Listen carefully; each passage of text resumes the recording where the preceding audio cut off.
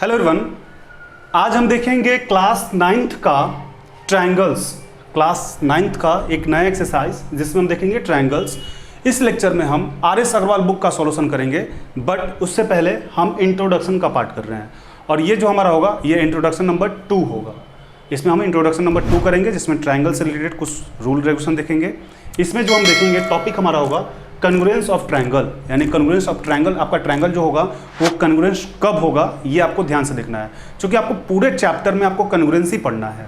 तो स्टार्ट करते हैं इस वीडियो को। और इसके पहले हमने जो प्रीवियस वीडियो स्टार्ट किया हुआ है, जो लेक्चर किया हुआ है इंट्रोडक्शन नंबर पार्ट 1 का, उसका जो वीडियो है प्लेलिस्ट में अवेलेबल है, या फिर जो उसका लिंक है वो डिस्क्रिप्शन बॉक्स में भी अवेलेबल है। तो आप पहले इसका इंट्रोडक्शन का पार्ट 1 देख लें, ताकि आपको सारे ट्रायंगल्स के जो साइड्स के बेसिस पे या फिर एंगल्स के बेसिस पे जो उसमें डिफरेंस है उसको हमने सारा कराया हुआ है। तो पहले आप उस वीडियो को जाके देख लें। स्टार्ट करते हैं इस वीडियो को।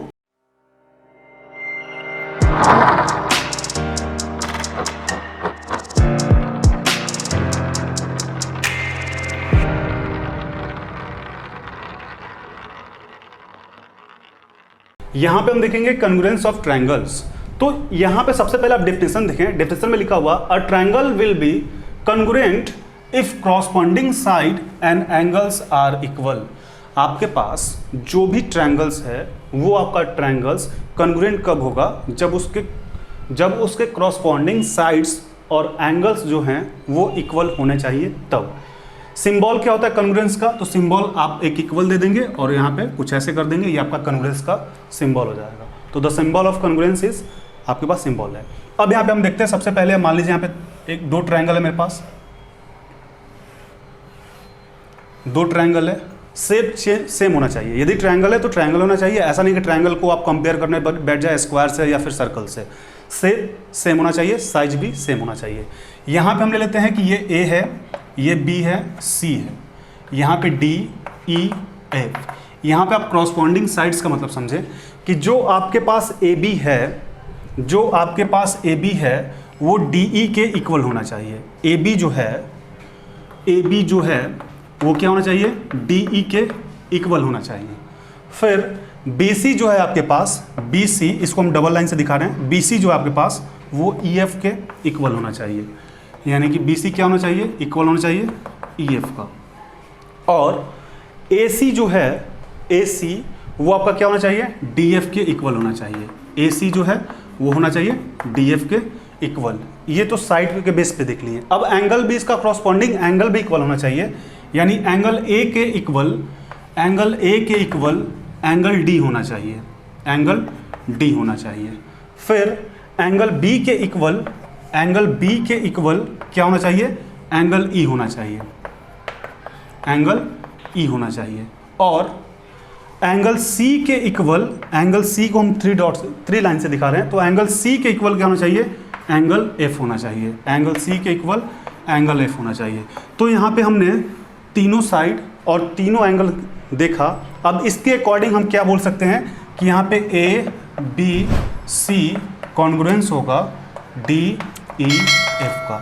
यदि आप इसको मिलाना चाहें तो आप ऐसे भी इसको मिला सकते हैं कि ए बी जो है ये किसके इक्वल होगा? डी ई के इक्वल होगा। तो ए बी डी ई के इक्वल होगा। बी सी जो है वो ई एफ के इक्वल होगा, तो बी सी ई एफ के इक्वल होगा। फिर ए सी किसके इक्वल होगा? डी एफ के इक्वल होगा, ए सी डी एफ के इक्वल होगा। और एंगल जो है ए वो किसके इक्वल होना चाहिए? एंगल डी के इक्वल होना चाहिए। तो एंगल ए एंगल डी के इक्वल होना चाहिए। एंगल बी एंगल ई के इक्वल होना चाहिए, एंगल बी एंगल ई के इक्वल होना चाहिए। और एंगल सी एंगल एफ के इक्वल होना चाहिए।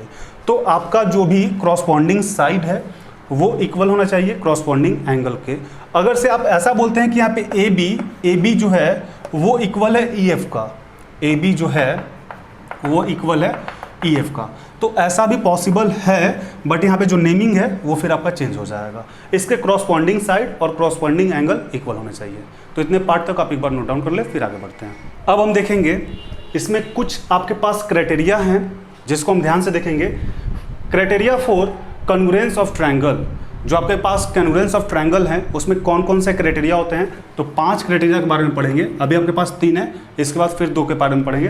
फर्स्ट आपके पास है SAS, जिसको हम लोग बोलते हैं साइड एंगल साइड। सेकेंड है आपके पास ASA, एंगल साइड एंगल। और थर्ड आपके पास है SSS, साइड साइड साइड। तो इन तीनों के बारे में जानते हैं। पहले है क्या, SAS जो आपके पास है, if two side and the including angle of one triangle is equal to another triangle. यदि आपके पास मान लीजिए दो ट्रायंगल है, चूंकि सेम शेप होना चाहिए, ट्रायंगल है तो ट्रायंगल की ही बात करेंगे। दो आपके पास ट्रायंगल है, इस दोनों ट्रायंगल में SAS की बात की जा रही है, यानी दो साइड और एक एंगल इक्वल होना चाहिए। बट यहाँ पे आप ध्यान देंगे इंक्लूडिंग की बात की गई है। तो दो साइड यदि आप लेते हैं, मान लीजिए कि ये और ये दो साइड आप लेते हैं, तो इसमें भी दो साइड कौन होना चाहिए, ये और ये होना चाहिए। और इसमें जो इंक्लूडिंग एंगल आपका होगा, ये जो आपका एंगल होगा ये इक्वल रहेगा। तब हम कौन सा क्राइटेरिया यूज करेंगे, SAS का, यानी साइड एंगल साइड। यहाँ पर भी साइड एंगल साइड। अब ऐसा नहीं कि आपके पास दो आपके पास ट्रायंगल हैं, ये साइड और ये साइड इक्वल है और इसमें ये एंगल इक्वल है, तो फिर वहाँ पे जो आपके पास SAS होगा वो रूल फॉलो नहीं होगा। साइड एंगल साइड, यानी दो साइड रहेंगे, उसमें जो इंक्लूडिंग आपके पास एंगल रहेगा वही इक्वल होना चाहिए, तब आपके पास SAS क्राइटेरिया का यूज होगा। नंबर सेकेंड है ASA, angle side angle. If two angle and the including side, यहां पर भी आपके पास क्या है, including side of one triangle is equal to another triangle. यानी मेरे पास दो ट्रायंगल है, एक ये और एक ये, इसमें से यदि दो एंगल आपके पास इक्वल है, मान लीजिए ये एंगल इस एंगल के इक्वल है और ये एंगल इस एंगल के इक्वल है, तो इसमें जो आपके पास इंक्लूडिंग साइड है, यानी ये जो साइड है इस साइड के इक्वल होना चाहिए, तब आपके पास एंगल साइड एंगल का जो रूल है, जो क्राइटेरिया है वो यूज होगा। यदि ये दोनों साइड, ये दोनों आपका एंगल इक्वल है और ये साइड है, तो आपका वो क्राइटेरिया यूज नहीं होगा। यदि आपके पास ये और ये एंगल इक्वल होता तो ये साइड इक्वल होना चाहिए था, यानी जो भी दो एंगल होगा, ये एंगल तो यही साइड चाहिए, ये एंगल और ये एंगल तो यही साइड चाहिए। रुकिए बाबा, प्ले। अब हम देखेंगे नंबर 3। तो नंबर 3 जो आपके पास है SSS, यानी साइड साइड साइड।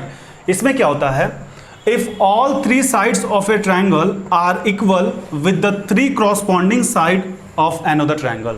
यानी आपके पास दो ट्रायंगल है और इसमें तीनों साइड आपका क्या होना चाहिए, ये साइड इस साइड के इक्वल कॉरस्पॉन्डिंग साइड होना चाहिए, ये साइड इस साइड के इक्वल होना चाहिए और इस साइड के इक्वल होना चाहिए। तो ये 3 वाला जो है हमारे पास SSS, ये तो आपका आसान है कि तीनों साइड यदि इक्वल हो, कॉरस्पॉन्डिंग तीनों साइड उसका इक्वल हो, तो आप SSS क्राइटेरिया का यूज करेंगे। बट इन दोनों में आपको थोड़ी सी सावधानी बरतनी होगी कि आपको इंक्लूडिंग साइड और इंक्लूडिंग एंगल को ध्यान में रखना होगा। वो कैसे, तो यदि आप SAS यूज कर रहे हैं तो आपके पास दो साइड होना चाहिए, या तो ये दोनों साइड हो, या ये दोनों साइड हो, या फिर ये दोनों साइड हो। तो इसमें जो भी इंक्लूडिंग आएगा, जैसे यहाँ पे हम ये और ये साइड लिए, तो ये इंक्लूडिंग एंगल जो है यही बराबर होना चाहिए, इक्वल होना चाहिए, तब आपका SAS होगा। और यदि आप ASA, angle side angle use करेंगे, तो यदि आप दो एंगल, ये और ये एंगल यूज करते हैं तो यही साइड होना चाहिए, ये एंगल यूज करते हैं तो ये साइड होना चाहिए, ये एंगल यूज करते हैं तो ये साइड होना चाहिए। तो इसमें इंक्लूडिंग एंगल और इंक्लूडिंग साइड का आपको ध्यान में रखना होगा। तो इतने पार्ट तक आप एक बार नोट डाउन करें, फिर आगे बढ़ते हैं। अब पिछले स्लाइड में हम आपके 3 क्राइटेरिया जो है उसको देख चुके थे, इसमें हम चौथा और पांचवा क्राइटेरिया देखेंगे। तो आप ध्यान से देखेंगे, इसमें हम देखेंगे AAS, यानी कि एंगल साइड। तो एंगल साइड में होता क्या है, if any two pair of angles and a pair of the corresponding side is equal in two triangle. यानी दो आपके पास ट्रायंगल हैं, ठीक है, और दोनों ट्रायंगल में यदि आपके पास दो एंगल इक्वल हैं, ये एंगल इस एंगल के इक्वल है और ये एंगल इस एंगल के इक्वल है, तो इनका जो पेयर है, दोनों का जो पेयर है, तो इसके जो साइड होंगे, यानी दो एंगल के बाद जो साइड होगा वो आपका क्या होगा, AAA, यानी एंगल साइड आपका अप्लाई होगा। इसमें फिर इंक्लूडिंग आप ऐड मत कीजिएगा, क्योंकि पहले आपका एंगल साइड, तो एंगल साइड। या फिर ऐसा भी हो सकता है कि ये एंगल इस एंगल के इक्वल है, ये एंगल इस एंगल के इक्वल है, तो ये भी आपका साइड हम ले सकते हैं, ठीक है, इसमें इंक्लूडिंग ऐड नहीं होगा। फिफ्थ नंबर है RHS, जिसका फुल फॉर्म होगा राइट एंगल हाइपोटेनस साइड। इसमें क्या होता है, if there are two right angle triangles then they will be congruent if they are hypotenuse. यानी आपके पास दो ट्रायंगल है, यहाँ पे दो आपके पास ट्रायंगल है, और दोनों ट्रायंगल में यदि आपके पास एक एंगल 90 डिग्री का हो जाए, इस ट्रायंगल में आपका एंगल 90 डिग्री हो गया, इस एंगल में भी आपका एंगल क्या हो गया, 90 डिग्री हो गया, तब उस कंडीशन में आपका क्या होगा कि RHS अप्लाई हो जाएगा। RHS मतलब राइट एंगल हाइपोटेनस, और इसका जो हाइपोटेनस होगा ये भी आपका क्या हो जाएगा, इक्वल हो जाएगा। इसमें कुछ आपके पास रिमार्क हैं जिसको आप ध्यान से देखेंगे। फर्स्ट आपके पास रिमार्क जो है आपके पास फर्स्ट और सेकंड, फर्स्ट रिमार्क क्या है कि SSA and ASS do not show the congruency, यानी आपको केवल 5 ही पढ़ना है। इस 5 के अलावा यदि आपके पास कुछ आ जाए कि SSA यानी साइड एंगल या फिर एंगल साइड, तो ये आपका क्राइटेरिया नहीं होता, ये आपका कन्ग्रुएंसी प्रूफ नहीं करेगा। सेकंड है आपके पास AAA यानी angle is also not there right condition to proof, यानी एंगल भी कोई आपका कंडीशन नहीं होता है जो आपको प्रूफ करे। यानी ये तीनों को आपको ध्यान में रखना है, SSA, ASS और AAA यानी AAA, ये तीनों आपका क्या होता है, ये आपका प्रूफ करने के लिए, आपका कन्ग्रुएंसी प्रूफ करने के लिए नहीं है। इस नियम को आप अप्लाई मत करेंगे। जो आपको 5 बताया गया इनको आप ध्यान से देखेंगे, और यदि आपको समझ में नहीं आया तो आप वीडियो को एक बार फिर से प्ले करें ताकि आपको आसानी से समझ में आ जाए। तो इतने पार्ट को आप एक बार नोट डाउन कर लें।